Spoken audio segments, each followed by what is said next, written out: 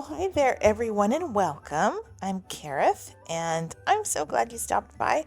I do a lot of recipes for meals in jars.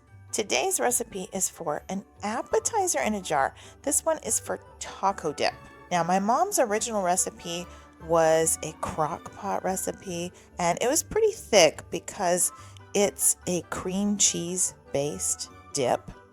Now, I do have a cheese sauce or a queso recipe up on my channel already, and I'll link to that in the description box. And it's delicious, but this one is different. This one has the ground beef in it, has lots of taco flavor, and it's perfect for a New Year's Eve appetizer or even for the big game. If you're looking for other appetizer recipes, I'll link to those that I have on my channel. I've got a spinach artichoke dip, I've got empanadas, sausage balls, even a peanut butter raspberry fudge recipe that's to die for. So anyway, I'll link those in the box below. They're so good. All right, let's get to how I make this taco dip. I start with 3/4 of a cup of the cream cheese powder. I use Judy's brand from Amazon. That's 1/2 cup of ground beef, and I always pulse it in the blender because I like the texture better. Now, the green chilies and the tomato dices, they will kind of mimic putting a can of Rotel in there. And then I have so many kinds of cheese. I have actually 4 types of cheese in this recipe. The pepper jack and the cheddar, plus the Thrive Life cheese sauce, and of course the cream cheese powder. So all of that makes for a very cheesy taco dip, and it's delicious. That sour cream powder helps with the creaminess. Now, these seasonings are just what you would typically find in a taco seasoning that you might buy at the store, but I like to make my own. So this is kind of what I put in this to get the taco flavor. You could substitute all of those things with maybe a teaspoon and a half or 2 of taco seasoning.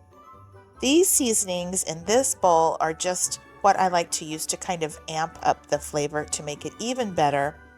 I have some red pepper flakes and some cayenne pepper that will give this dip a nice kick of spice.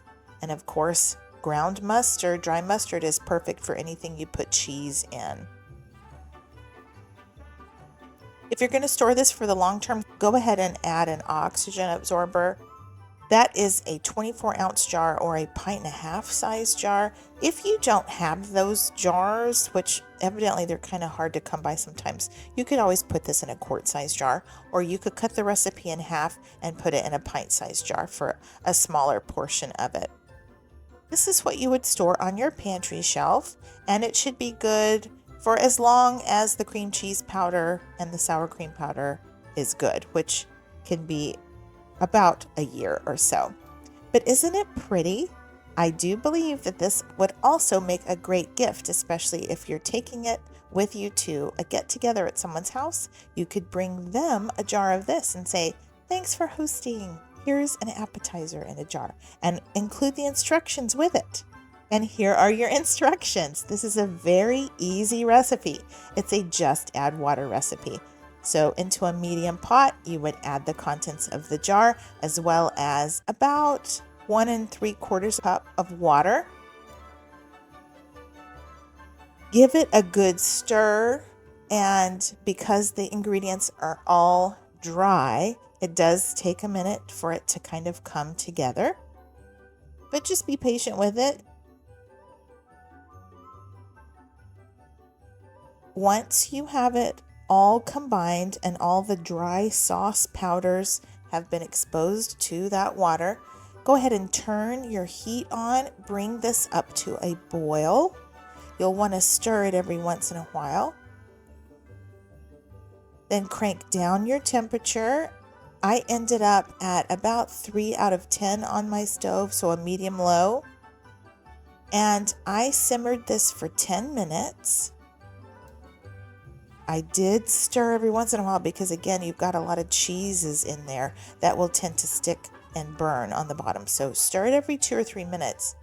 I tested it after 10 minutes and I thought it still tasted a little bit like gritty or something, like the cheese wasn't all the way hydrated. So I cooked it for another 10 minutes, and this is after a total of 20 minutes of simmering on the stove. I tested it with that chip and it was perfect. I didn't need to adjust my seasonings at all. I thought it was great. So then you can go ahead and serve this up in a bowl if you like. If you have access to a small crock pot, I think this would be great. If you're taking it to a get together, if you're hosting one, it's great. That's how my mom served this, was in a crock pot because she wanted it to stay warm. If you don't have a crock pot, that's fine. I mean, you could serve this kind of at room temperature as well. It thickens up quite a bit as it sits. And I wanted you to see the texture of this, or the consistency of this dip. It's quite thick. And it's oh so delicious. This is a great taco dip. I think y'all are really going to like this one. I hope you give it a try and let me know what you think in the comments. I will include my full recipe in the description box below, as well as my shopping link, just in case you would like to get some of these Thrive Life ingredients into your pantry. Well, guys, thank you for watching. I appreciate you. I hope y'all have a super happy new year.